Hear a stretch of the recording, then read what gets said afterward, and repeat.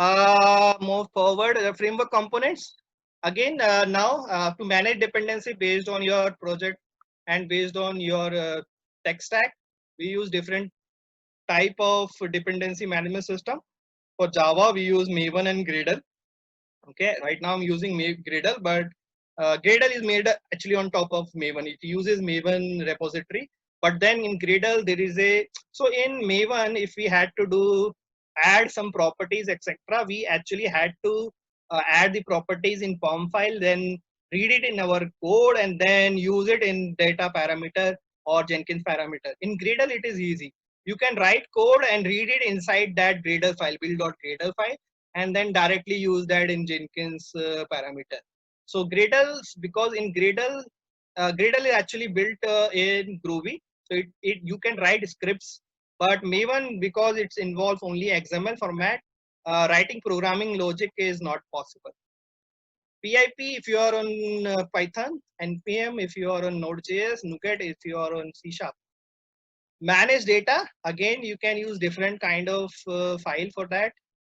Mostly I prefer Excel because it is easily readable and manual tester can easily make changes in that. But in one of the company, I have used JSON files also because the data was mostly involved related to the API automation, and then lot of JSON files were involved in those cases, lot of big JSON files because it was primarily a data driven project. So in those cases, Excel throws a out of memory error when you give lot of long string to Excel file columns. So in those cases, Excel becomes a difficult to manage and it starts to hang. In those cases, I would suggest JSON files. Property files, let's say there is a different, you have multiple configure environments, then you can use property file, or sometime in UI automation also some people use property file to declare their XPaths.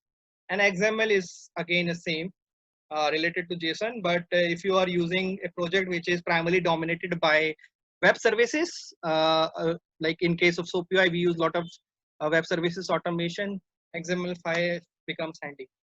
Manage payload and endpoints. We're gonna use JSON POJOs, JSON maps, JSON strings, and JSON for that. JSON is not there. So JSON helps you to serialize and deserialize data in various formats. Manage tests like precondition, post-condition, setting up, configuration, tear down, test, description, priority, severity, execution, etc. We're gonna use TestNG and Allure for this. Allure for printing details in report because you're gonna use Allure report, and TestNG to manage everything like before method, before class, after method, after class, steps, description, priority, severity, etc. Reuse components, again, this is all the best practices we have learned. We're gonna use this. Somewhere we will create some keywords.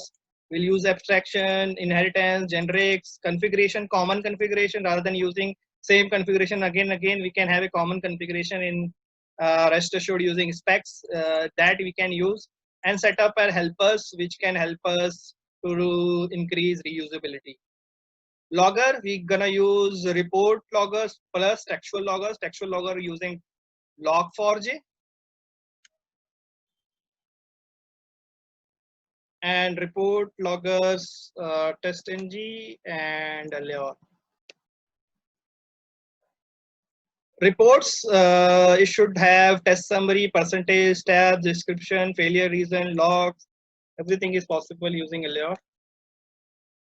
Utilities, we need some string manipulators like creating a unique string, creating a random string, and something like that, or create or extracting some data from string, or replacing some data in string. All these string manipulators can be added in utilities.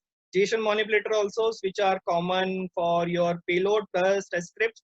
So we can add it in a utils and can be used in multiple areas. Data manipulators, again data util, which help you to read and write data, manipulate data from Excel file or CSV file or text file, whichever we are using. In this case, we are going to use mostly Excel file. and reader writer customer code. If we are using extraction for file, then we need to read file and then write file if needed. So let's say if you want to print runtime data, we're gonna write data in Excel file so that that Excel file is attached in Jenkins report, and if when manual testers verify something, they can see the test data also. CI/CD version controlling and continuous integration. For version controlling, we are gonna use GitHub for this demo.